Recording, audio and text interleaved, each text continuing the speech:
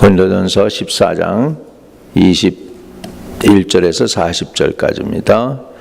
율법에 기록된 바 주께서 이르시되 내가 다른 방언을 말하는 자와 다른 입술로 이 백성에게 말할지라도 그들이 여전히 듣지 아니라 하셨으니 그러므로 방언을 믿는 자들을 위하지 아니하고 믿지 아니하는 자들을 위하는 표적이나 예언은 믿지 아니하는 자들을 위하지 않고 믿는 자들을 위함이니라. 그러므로 온 교회가 다 함께 모여 다 방언으로 말하면 알지 못하는 자들이나 믿지 아니하는 자들이 들어와서 너희를 미쳤다 하지 아니하겠느냐. 그러나 다 예언을 하면 믿지 아니하는 자들이나 알지 못하는 자들이 들어와서 모든 사람에게 책망을 들으며 모든 사람에게 판단을 받고 그 마음에 숨은 일들이 드러나게 되므로 엎드려 하나님께 경배하며 하나님이 참으로 너희 가운데 계시다 전파하리라. 그런즉 형제들아 어찌할까. 너희가 모든 일에 각각 찬송시도 있으며 가르치는 말씀도 있으며 계시도 있으며 방언도 있으며 통역함도 있나니 모든 것을 덕을 세우기 위하여 하라. 만일 누가 방언으로 말하거든 두 사람이 많아야 세 사람이 차례를 따라 하고 한 사람이 통역할 것이요 만일 통역하는 자가 없으면 교회에서는 잠잠하고 자기와 하나님께 말할 것이요 예언하는 자는 둘이나 셋이나 말하고 다른 이들은 분별할 것이요 만일 곁에 앉아 있는 다른 이에게 계시가 있으면 먼저 하던 자는 잠잠할지니라. 너희는 다 모든 사람으로 배우게 하고 모든 사람으로 권면을 받게 하기 위하여 하나씩 예언할 수 있느니라. 예언하는 자들은 영은 예언하는 자들에게 제재를 받나니 하나님은 무질서의 하나님이 아니시오 오직 화평의 하나님이시라. 모든 성도가 교회에서 함과 같이 여자는 교회에서 잠잠하라. 그들에게는 말하는 것이 허락함이 없나니 율법에 이르는 것 같이 오직 복종할 것이요 만일 무엇을 배우려거든 집에서 자기 남편에게 물을지니 여자가 교회에서 말하는 것은 부끄러운 것이라. 하나님이 말씀이 너희로부터 난 것이냐 또는 너희에게만 임한 것이냐. 만일 누구든지 자기를 선지자나 혹은 신령한 자로 생각하거든 내가 너희에게 편지하는 이 글이 주의 명령인 줄 알라. 만일 누구든지 알지 못하면 그는 알지 못한 자니라. 그런즉 내 형제들아 예언하기를 사모하며 방언 말하기를 금하지 말라. 모든 것을 품위 있게 하고 질서 있게 하라. 아멘. 아멘. 네. 오늘 저는 하나님이 받으시는 예배라고 하는 제목으로 말씀을 나누겠습니다. 한 가정이 있었습니다. 남편은 직장에서 안 맞는다고 늘 집에 와서 투정하더니 결국은 직장을 그만두고 또 어머니는 인생이 너무 힘들다고 가출을 하고 또 아들이 비행소년이라면 아마 그 집안을 콩가루 집안이라고 하겠지요. 왜요? 질서가 무너진 가정이기 때문입니다. 세상의 모든 단체는 질서가 있어야 유지되는 것이죠. 여러분 가정도 교회도 마찬가지입니다. 국가도 질서가 무너지면 금방 힘들게 되는 것이죠. 오늘 하나님이 받으시는 예배에 대하여 말씀을 같이 나누기를 원합니다. 하나님 받으시는 예배 첫 번째 예배에서 뭐가 있냐면 질서가 있습니다. 예배에는 경쟁이 있을 수가 없는데 고린도 교회에서는 성도들이 다 방언을 다 은사를 굉장히 좋아했어요. 특별히 다른 은사보다 방언의 은사를 좋아했어요. 그리고 방언을 서로 하고 방언을 못하면 병신이라고 그럴 정도로 방언을 모두가 다 했었습니다. 그래서 서로 방언을 해야 되니까 방언을 드러내야 자기가 거룩한 것을 나타내야 되니까 서로 예배 때 방언을 하려고 하니까 교회 질서가 깨지게 되었던 그런 상황 속에서 사도 바울이 지금 고린도 교회에 오늘 권면하고 있는 말씀의 내용인 줄로 믿습니다. 우리 예배에 있어 중요한 것은 예배에 경쟁이 있을 수 없다라는 것입니다. 종종 이런 것을 교인들이 느끼죠. 우리 교회는 안 그런데 큰 교회는 교육자들이 많습니다. 담임 목사님이 일부 예배 1부, 2부를 설교를 하신다면 나머지 부목사들이 3부, 4부, 5부 이렇게 해가지고 설교를 하게 되면 그 예배를 참여하는 사람들이 점수를 매긴답니다. 첫째 부목사는 어떻고 둘째 부목사는 어떻고, 이 목사님들이 서로 설교를 잘하려고 경쟁을 하는 것이죠. 교회는 그런 경쟁이 있을 수가 없습니다. 교회는 하나님을 예배 드리는 것입니다. 하나님 중심으로 예배 드려야 합니다. 사람에게 드러나려고 예배 드리는 것이 아니고 하나님을 영광스럽게 하고 하나님을 기쁘시게 하기 위해서 교회에서는 예배를 드려야 되는 줄로 믿습니다. 이 고린도 교회는, 우리 교회는 방언을 많이 안 하는데 고린도 교회는 방언을 너무 많이 해서 문제가 생겼어요. 어느 교회는 예배 분위기를 위해서 어린 아이들은요 본당 아닌 자녀실로 데리고 가게 되어 있습니다.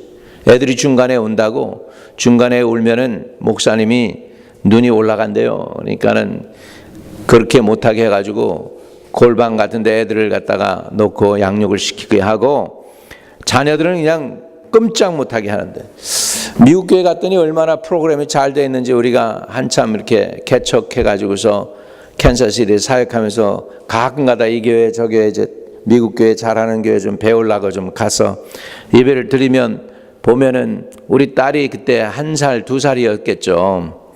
그런데 미국 애들은 그냥 버릇이 돼가지고 이렇게 부모 떨어져도 되는데 우리 애는 부모가 떨어지니까 난리를 치는 거야. 난리를 치는 거야. 그래가지고 여기에 번호판이 있어요. 그 애를 갖다가 맡기면 애 번호판을 하나씩 주는 거예요, 부모한테. 그러면 이제 위에 번호판에서 불이 켜져. 그런데 4번이 켜졌어. 그러니까 우리 애가 켜진 거예요. 그래서 가니까 우리 애가 그냥 난리를 치는 거야. 부모가 없다고. 분위기가 이상하잖아. 다. 그리고 나 노란 머리에 그냥 파란 눈에 애들이 있으니까 자기랑 좀 다른지 애가 겁이 난가 봐. 그래가지고 분위기가 이상하니까 막 우는 거죠. 막 우는 거예요. 그래가지고 그런데 하여간 시스템이 잘 돼 있더라고요. 이렇게. 왜 그렇습니까? 왜 그렇게 시스템을 다 해놓고 그걸 하느냐? 그 이유가 뭐냐면 결국은 예배를 온전히 집중하기 위해서. 근데 우리 예배를 집중한다고 할 때 그 의미를 우리가 알아야 되는데, 그 의미는 하나님께 집중하는 것입니다. 하나님에게 나가고 하나님을 바라보고 그분의 영광과 그분의 행하신 일과 그분의 축복과 그분의 부요를 생각하며 그분이 오늘도 말씀하시는 거에 내가 귀를 기울이고 그분을 바라보려고 집중하는 줄로 믿습니다. 그런데 우리가 교회에 나오면서도 하나님께 대한 집중이 아니라 세상에 대한 집중을 할 때가 있습니다. 하나님께가 아닌 세상에 집중을 할 때가 많아요. 교회 나오지만 내 병이 나아야 되는데, 교회 나오지만 질병이 고침받아야 되는데, 교회 나오지만 이런 거 해야 되는데, 저런 거 해야 되는데, 뭐 이런 일들 때문에 하나님께 집중을 못하게 될 때가 있다라고 하는 사실입니다. 오늘 저와 여러분이 예배 드리러 나왔을 때는 하나님을 바라보려고 하는 애쓰심이 있기를 바랍니다. 초점을 하나님께 맞추기를 주의 이름으로 축복합니다. 여러분, 이 똑똑한 애들은 보면은 그래요. 이렇게 여러 가지를 막 해요. 우리 잘할 때는 한 가지도 참 어려웠어요. 근데 요즘 애들은 라디오 켜놓고 텔레비전 보면서 컴퓨터 해요. 3가지를 막 하는 거예요. 와, 그냥 살만한 거죠. 근데 얘네들이 그냥 왜 그러냐 하니까 우리 시대는 286 시대인가 그렇고 얘네들 시대는 586 시대야. 그래가지고 이게 멀티야, 멀티. 그래가지고 얼마나 저기 하는지 모르겠어요. 그럼에도 불구하고 예배는 예배에 집중해야 됩니다. 하나님께 집중하실 수 있기를 주의 이름으로 부탁을 드립니다. 자, 27절 고린도 교회 문제를 봅시다. 27절에 만일 누가 방언으로 말하거든 2사람이나 많아야 3사람이 차례를 따라 하고 한 사람이 통역할 것이요, 이렇게 얘기했습니다. 이 교회는 그러고 보니까 서로 방언을 하려고 그러다가 그냥 혼잡해진 거예요. 예배 시간이 막 복잡한 거예요. 서로 방언하고 여기서 방언이 툭 터져나오고 저기서 방언이 툭 터져나오고 그런 거죠. 그래서 이 예배에 집중하기 위해서 이렇게 방언에도 차순을 따라서 하라고 말씀하고 있습니다. 우리는 어떤 마음으로 예배를 드려야 됩니까? 요한복음 4장 23절에 보면 이렇게 나옵니다. 요한복음 4장 23절에 하나님 아버지께 참되게 예배하는 자들은 영과 진리로 예배할 때가 오나니 곧 이때라. 아버지께서는 자기에게 이렇게 예배하는 자들을 찾으시느니라. 어떻게 예배하라고 그랬느냐 보니까 영과 진리로. 하나님께 예배드리는 사람들은 하나님의 영, 성령과 진리로 예배하라고 말씀하고 있습니다. 그 얘기는 뭐냐면 진리, 진심을 담아서 진리로 하나님의 말씀을 따라서 예배를 드리라고 하는 것이죠. 찬양은 찬양대로, 기도는 기도대로, 말씀은 말씀대로 모든 것에 질서가 있는 것입니다. 어떤 분이 장로님이 되셨어요. 안수 집사님이 되셨어요. 대표들 기도를 하시게 되었습니다. 우리 안수 집사님들이 대표 기도하는데 이 김 장로님이 또 우리 안수 집사님이 대표 기도를 하면서 나는 장로니까 조금 안수 집사들보단 대표 기도를 더 잘해야 되지. 게다가 목소리도 다 담아서 거룩하신 하나님 그러면서 거룩하려고 애를 쓰신 거죠. 그러니까는 거기에서 또 장장로님이 나와가지고 또 기도를 드리는데 나는 김장로보다 내가 더 오래 있었으니까 장로 된 지도 더 오래 있었으니까 더 거룩해져야지. 그래가지고 목소리를 많이 떨면서 신령과 진정으로 예배드리게 하옵소서. 그렇게 했다는 것이죠. 여러분 이렇게 대표 기도하는 것은 사람에게 보이려고 들으려고 하는 게 아니고 하나님께 하려고 하는 것인 줄 믿습니다. 우리 기도는 하나님께 드리는 것입니다. 아멘. 사람을 인식하기보다 하나님을 인식해야 될 줄로 믿습니다. 서울대학교에 장로님이 계셨습니다. 교수였어요. 서울대학교 교수였고 찬양을 얼마나 잘하는지 음대 교수였는데 그래서 성가대에서 찬양을 하고 또 얼마나 기도도 청산유지로 잘하는지 성도들이 그렇게 얘기를 해요. 우리 그 장로님이 기도 소리는 우리 목사님의 설교 소리보다 은혜롭다. 뭐 그랬다는 거. 얼마나 기도가 청산유지로 잘하는지. 그런데 어느 날 목이 따끔따끔해서 병원에 간 거예요. 목이 따끔따끔해서 병원에 갔더니 자기가 다 이제 경기고등학교, 뭐 서울대학교 나온 사람들이 동창생들, 서울대 나온 친구들이 보면서 자꾸 이상하다고 그러는 거예요. 그러더니 잠깐만 다시 한번 몇 사람 더 불러서 전문가 좀 와서 좀 보게 하자. 전문가 와서 딱 보더니 결국은 결론이 나옵니다. 야, 후두암이야. 아니 교수인데 음악교수, 그것도 음악교수가 후두암이니까 청천벽력 떨어진 거잖아요. 그래가지고서 자기 어머니 교회 가서 기도하면 우리 권사님인데 늘 울면서 주여 주여 하면 어머니 청승맞게 좀 제발 좀 그런 기도 좀 하지 말라고 막 그러더니 이 사람이 말이죠. 그 어머니가 그러는 거예요. 아들아, 이제 하나님께 회개하고 기도하자. 그래서 어머니가 그렇게 권하니까 그냥 이 인텔리전한 이 사람이 교수가 기도원 그러면 참 비웃고 그랬던 사람인데 기도원에 올라가자니까 참 가탄치도 않았는데 암이 걸려서 죽게 됐다니까 이제 올라가게 된 거예요. 갔는데 기도원에 보니까 환자들만 다 와 있는 거죠. 가는데 본당에 들어가려고 보니 악취 냄새가 나더래. 악취 냄새가 나가지고 너무 은혜가 안 되더라는 거예요. 너무 은혜가 안 돼가지고서 그냥 뒤에 삐끔 앉아있다가 부르는데 왜 노래는 맨날 똑같은 노래만 부르는지 불길 같은 성신여 그러면서 그냥 손바닥을 계속 치고 어떤 사람은 손바닥 치는 것도 모자라서 땅바닥을 치면서 어떤 사람은 성경을 치면서 과간이 아닌데 근데 뭐 혈액 환자도 있는 것 같고 막 그냥 뭐 마스크 쓴 사람에 뭐 이렇게 상처도 있고 뭐 암이라는 사람도 뭐 그래가지고 그러니까 악취도 나고 환자들도 있고 그러는데 그냥 들어가서 자존심 상하고 너무 괴롭더래요. 기도가 안 되더래. 그래서 나와가지고 산꼭대기에 올라가서 내가 얼마나 죄를 졌길래 이렇게 하나님이 나를 심판을 하시나 하시고 자기 죄를 써봤대요. 그 죄를 쭉 쓰고서 그 죄를 하나하나 회개하면 찌끄고 회개하면 찌끄고 이제 그 전등 가지고 가가지고 그러면서 기도를 했어. 그리고 아침에 이렇게 보니까 어느덧 밤새도록 했는지 해가 새벽에 누여 떠오더래요. 그래가지고 내려왔어요. 내려왔는데 자기 발걸음이 그렇게 가볍더래요. 근데 새벽 기도를 드린다고 그러더래요. 근데 자기가 제일 뒤에 앉았었는데 어느 틈엔가 제일 앞자리에 와서 앉아있어요. 그리고 그렇게 보기 흉해 보이던 성도들 박수 소리가 그렇게 신나가지고 자기도 그냥 인정사정 안 보고 막 박수 쳤다. 박수 치면서 하는데 이게 목사님 나와서 설교하는데 이상한 목사님이야. 욕도 막 하는 거야. 막 욕하면서 이놈의 새끼들 같으니라고 이 죄인들이 와가지고서 무릎 제대로 꿇고 회개하라고 하는데 자기가 처음으로 목사님이 욕하는 소리를 처음 들어봤다네. 그런데 야단 맞는데 그 목사님의 목소리가 은혜롭게 들리더라는 거. 거기서 회개의 눈물 터지고 그리고 또 회개하고 그리고서는 3일 만에 집에 돌아왔어요. 그리고 이제 수술 날짜 잡아가지고 수술하려고 그러는데 뭐가 기침을 하게 자꾸 기침이 나가지고 기침하는데 요만한 콩알만한 게 목에서 튀어져 나오더라는 거야. 그뒤 목소리가 다시 나오기 시작하더래. 할렐루야.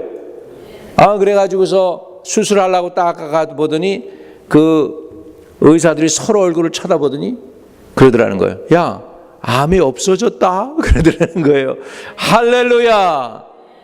회개 기도하니까 후두암이 그냥 샥 떨어져 나간 거예요. 그런데요, 이분 간증이 그래요. 그전에는 얼마나 자기가 청산유수로 교회 가서 기도를 할 때 얼마나 대표 기도를 잘했는지 모르네. 그런데 암이 걸려가지고 막상 하나님께 기도하려고 그러니까 아무 생각도 안 나고 기도가 안 나오더라는 거예요. 게다가 회개 기도하고 나니까 다시 기도가 터져 나오더래요. 할렐루야. 여러분, 교회에서 우리가 예배드리면서 하나님 만나야 되는 거예요. 그냥 왔다가 가는 게 아니고 꼭 하나님 만나시기를 주의 이름으로 축복합니다. 두 번째, 예배는 어떤 것이 되어야 되느냐? 모두가 다 참여해야 될 줄로 믿습니다. 자, 26절 같이 읽어요. 시작. 그런즉 형제들아 어찌할까? 너희가 모일 때 각각 찬송시도 있으며 가르치는 말씀도 있으며 계시도 있으며 방언도 있으며 통역함도 있나니 모든 것을 덕을 세우기 위하여 하라 그랬습니다. 우리 각각 받은 은사대로 모두가 다 동참해야 됩니다. 여러분, 교회는 공연하는 게 아니에요. 제가 여기에서 여러분 쇼를 인도하는 것이 아닙니다. 소렌 키커거드라고 하는 독일 철학자가 이렇게 얘기했어요. 예배가 아닌 공연장이 될 때가 있다. 예배가 아니고 공연장이 될 때가 있다. 여러분, 예배가 공연이 되지 않기 위해서 한 가지 방법이 있습니다. 그건 뭐냐면 하나님이 와 계시면 돼요. 하나님이 계신 예배가 되시길 바랍니다. 여러분도 하나님이 오늘도 오셔서 하나님을 만나시는 은혜가 있게 되시기를 주의 이름으로 축복합니다. 순트너 맡은 사람이 배우가 아니고요. 교인들은 관광객처럼 구경하는 사람들이 아닙니다. 우리 옛날에 예배 보러 가자 얘기 많이 했어요. 이제 말이 바꾸어졌습니다. 뭐라고 얘기합니까? 예배 드리러 가자. 오늘 우리는 예배 가운데 하나님의 임재와 사랑과 능력과 하나님의 은혜를 체험한 게 될 줄로 믿습니다. 여러분, 그래서 예배는 성령으로 해야 됩니다. 우리 예배를 좀 정리하기 위해서요, 제가 성막에 대해서 구약에서 성막을 만들었어요. 이스라엘 백성들이 하도 죄를 지니까 하나님이 이렇게 얘기하셔요. 야, 나는 이제는 이들하고 같이 하는 게 안 되겠다. 내가 중간에 가다가 이놈들 다 그냥 쓸어버리게 될지도 몰라. 그러니까 내가 너희하고 안 올라갈 테니까 너희나 가나안으로 가라.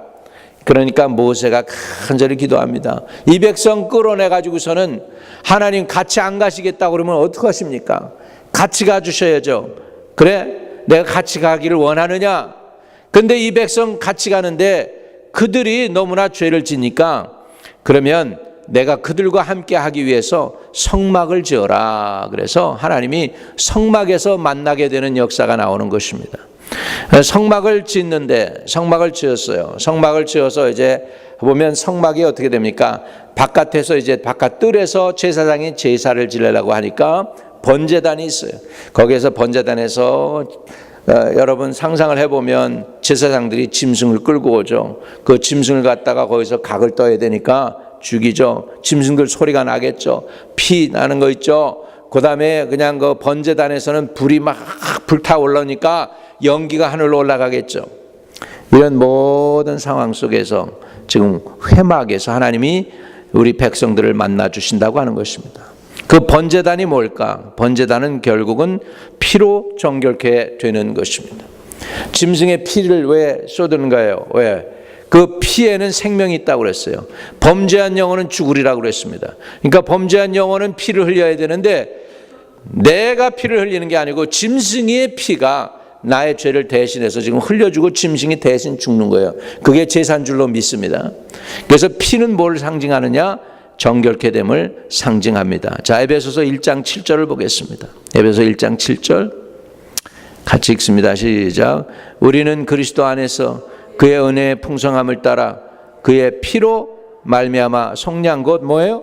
죄사함을 받았느니라. 우리가 하나님께 나아가기 전에 제일 먼저 우리가 하나님께 제사 드리고 성막 안으로 들어가기 전에 바깥 뜰에서 우리가 하는 것이 짐승을 잡아서 죽여서 피를 묻히는 거예요. 그 뜻이 뭐냐면 죄 용서인 줄로 믿습니다. 우리 교회 나와서 우리가 드리는 예배 행위가 뭐냐면 제일 먼저는 죄 용서를 고백하는 것인 줄로 믿습니다. 하나님, 나 죄인인데 죄 용서해 주시니 고맙습니다 하고 우리가 주님의 전에 들어오게 되시길 바랍니다. 이미 바깥에서 지금 우리 성전 안으로 들어오실 때는 죄 용서함 받은 확신을 가지셔야 되는 거예요. 주님이 나를 위하여 십자가에 달려 돌아가셨습니다. 그의 피로 내가 죄사함 받았습니다 하는 그 확신하는 마음으로 본당 안으로 들어오시기를 주의 이름으로 축복합니다. 그래서 이제 죄를 씻기 위하여 이제 피를 묻히고 막 제사 지내잖아요. 그 다음에 제사장이 피 묻힌 채로 성전에 못 들어가요. 예전에 어떻게 합니까? 그 피 묻은 것을 베이슨이라고 하는 것이 있어요. 물두멍에서 어떻게 해요? 그 피를 다 닦아냅니다. 물로 다 닦아내요.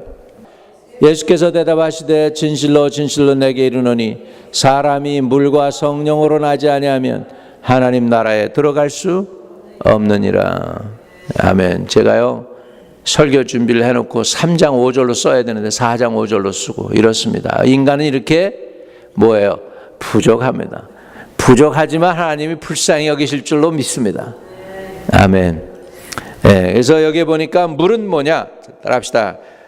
피는 죄 용서를 말한다면 물은요 물로 깨끗하게 씻어지는데 그건 뭐냐면 내 자존심, 내 옛 자아가 깨어지는 겁니다. 하나님 앞에 내 자존심 내세울 사람이 어디 있어요? 그죠? 그런데도 의외로 자존심이 많거든요. 우리 성도들은요 자존심이 없어야 됩니다. 따라합시다. 자존심 날려버리자. 네, 자존심을 날려버려야 돼요. 자존심 갖고 있으면 은혜 못 받아요. 그냥 알량한 자존심은 싹 떨어버리시기를 바랍니다. 자, 손을 들고 손을 이렇게 들어보세요. 진짜로. 자, 떨면서 있죠. 알량한 자존심아 떨어져라. 아멘. 이 자존심 내보내세요. 하나님 앞에 자존심 내세울 필요 없잖아요. 이렇게 해서 우리가 성막 안으로 들어가게 됩니다. 그래서 바깥들에서 번제단과 뭘 통과하냐면 물두멍을 통과하는 것이죠. 그런데요 성막 안에는요 이방인들은 절대 못 들어오게 돼 있어요. 성막 안에 뜰으로 들어올 때도 그 안에는 못 들어오게 돼 있는데 그 얘기는 뭐냐면 예수를 영접한 사람들만 예배 드릴 수 있다는 거예요. 구원받은 사람만 온전한 예배 드릴 수 있는 줄 믿습니다. 성도가 교회 안에 들어와서 예배 드리는 줄로 믿습니다. 아멘. 유대인이 되기 전까지는 유대인 그 회당 안으로 못 들어오고 바깥에 있어요. 바깥에 있고 그래요. 그런데 저와 여러분 이렇게 본당 안에 와서 다 앉아 있다. 성도로 일컬음을 받았다. 복 받은 줄로 믿으시길 바랍니다. 그 복받은 사람들이 성막 안으로 들어오는 거예요. 이제 성막 안에 들어오면 뭐가 있냐면 제일 먼저 보이는 게 떡상이 있습니다. 따라합시다. 떡상. 예, 떡. 예수님은 생명의 떡이십니다. 요한복음 6장 35절입니다. 요한복음 6장 35절을 읽겠습니다. 예수께서 이르시되 나는 생명의 떡이니 내게 오는 자는 결코 줄이지 아니할 터이요 나를 믿는 자는 영원히 목마르지 아니하리라. 예수님이 생명의 떡이시고 생명의 물이십니다. 나는 생명의 떡이다 라고 했어요. 내게 오는 자는 결코 줄이지 아니하리라 합니다. 여러분 성막 안에 들어오면 떡상이 있어요. 거기에 떡이 있는 거예요. 그 예수님이 떡입니다. 예수님이 자신이 생명의 떡이라고 그랬습니다. 내가 너희에게 이른 말이 영이요 생명이라고 그랬습니다. 오늘 여러분 예배를 통하여 예수님을 받는 거예요. 예수의 영을 받는 거예요. 예수님의 은혜를 받는 거예요. 예수님의 마음을 갖는 거예요. 예수님의 계획을 갖는 것인 줄로 믿습니다. 오늘 예수님께로 나가는 은혜가 있기를 주의 이름으로 축복합니다. 그런데요, 성막 안에는 여기 이런 것처럼 창문이 없어요. 창문이 없으니까 어떻게 될까요? 어둡잖아요. 성막을 밝히는 게 유일하게 뭐예요? 금촛대가 있습니다. 금촛대. 촛대라고 우리는 해석을 번역을 했지만 사실 초를 꽂는 촛대가 아니에요. 그거는 뭐로 되어 있느냐면 올리브 오일이 타는 거예요. 올리브 오일. 심지가 다 7개에 다 있어요. 여러분 알잖아요. 유대인들 저 촛대 있잖아요. 그 유대인 상징 아니에요? 그럼 촛대.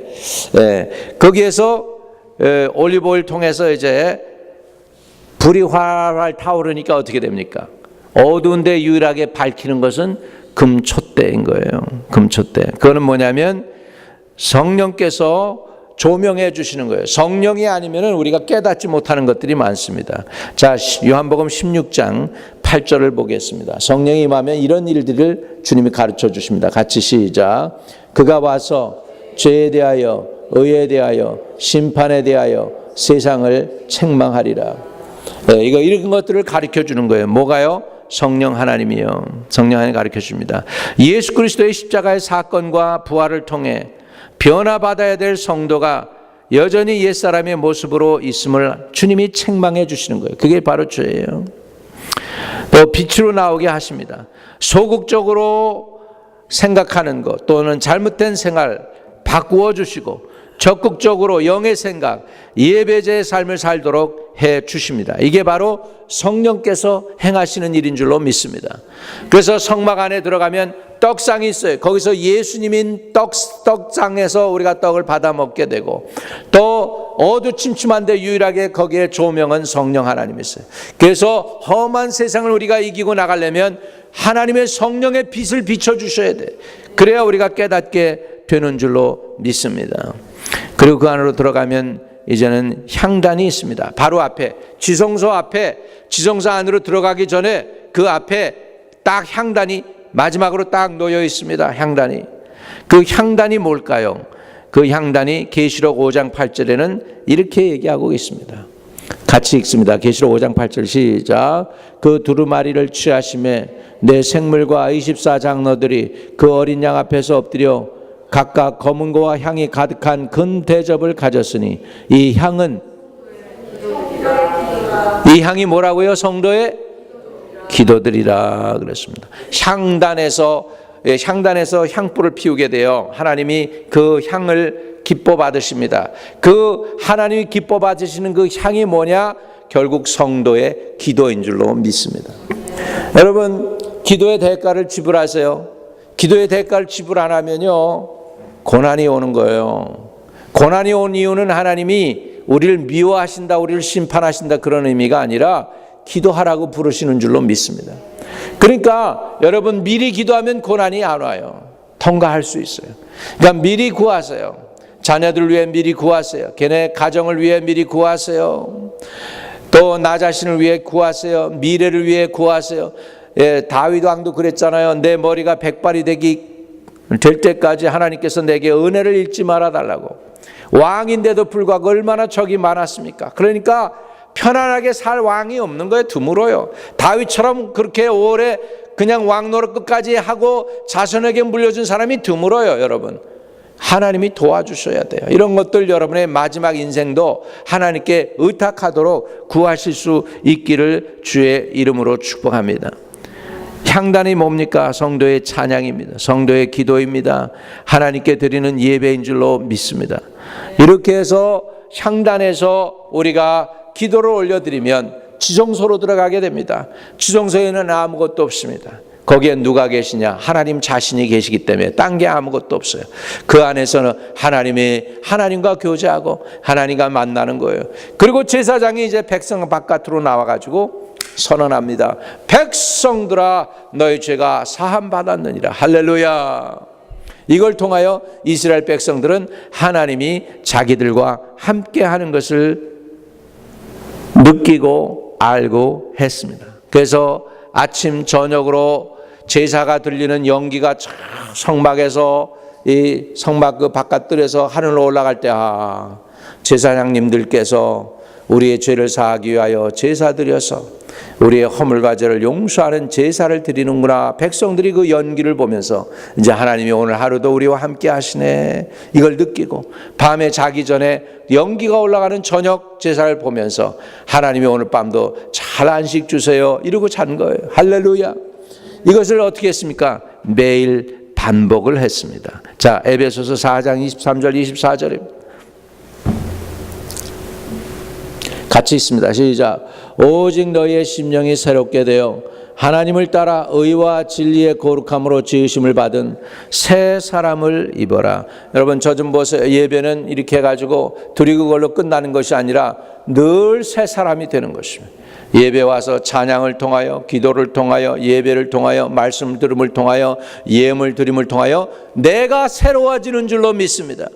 그래서 점점 세속화되는 것이 아니고 점점 예수화가 되어야 될 줄로 믿습니다. 식당에 가서 이제 음식을 딱 먹는데요. 다이너에서 음식을 오다해서 먹는데 빵을 가져왔어요. 브레드 있잖아요. 화이트 브레드 먹을 겁니까? 뭐 또 물어보죠? 뭐예요? 홀휘트, 맞아, 홀휘트. 이제 그런 것도 잊어버려. 하여간에 홀휘트를 먹을래요? 화이트 브레드를 먹을래요? 그래서 휘트를 먹는다고, 홀휘트를 먹는다고. 그래서 갖고 오잖아요. 그런데 뻗을 바라 먹으려고 그러니까 이게 그냥 돌덩이처럼 딱딱한 거예요. 돌덩이처럼 딱딱한 거예요. 그러니까 어떤 분이 그러세요.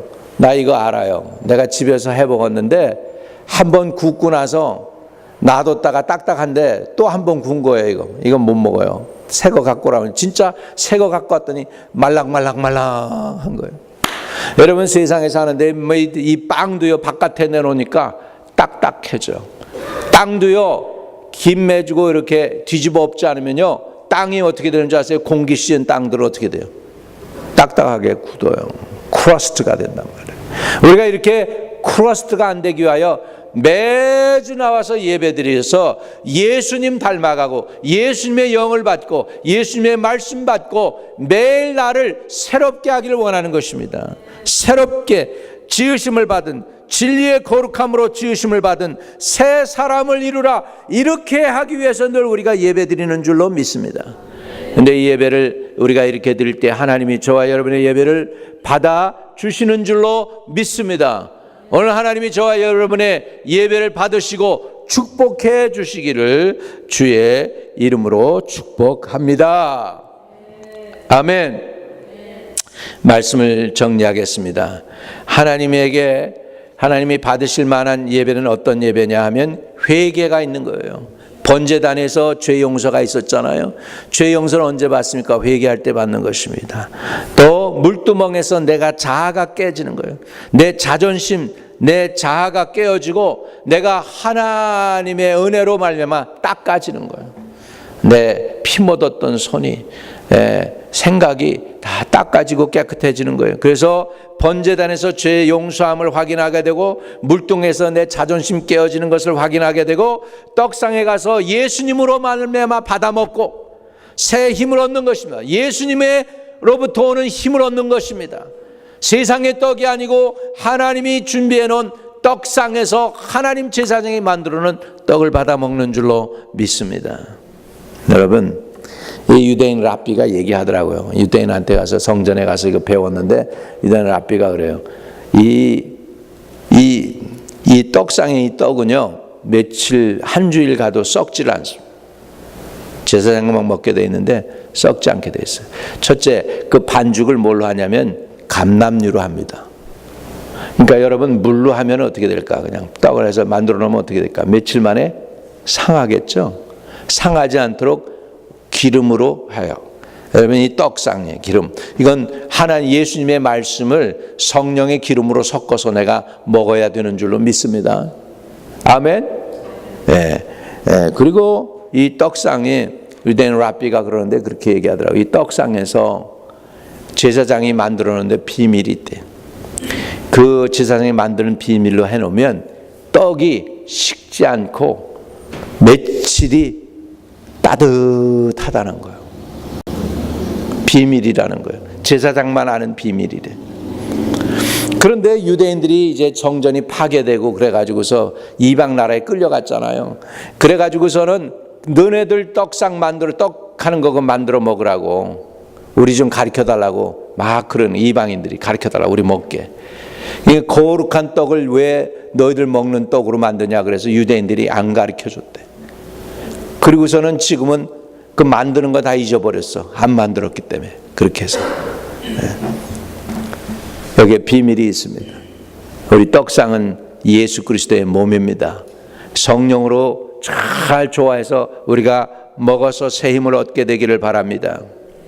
금든대는 성령의 조명입니다. 그리고 향단에서 성도의 기도를 드릴 때 하나님 받아주십니다. 이게 바로 우리 교회의 예배입니다. 예배. 우리 하나님 앞에 속죄함을 위해서 나오고 찬송으로 주님 앞에 나아가고 하나님의 말씀인 예수 그리스도인 그 말씀을 받아 먹고 그리고 하나님께 기도드리고, 이것이 바로 예배입니다. 오늘 이렇게 함으로 저와 여러분이 하나님 받으신 예배를 온전히 드리시기를 주의 이름으로 축복합니다. 가슴에 손을 대십시오. 하나님 아버지, 우리 성도들 예배에 성공하면 모든 일이 성공하지만 예배가 막히면 모든 일이 또한 막히는 걸 깨닫게 하시고 어떻게든지 하나님이 받으실 만한 합당한 예배를 드리는 귀한 성도들 다 되게 복의 복을 더하여 주시옵소서. 예수 그리스도의 이름으로 기도합니다. 아멘.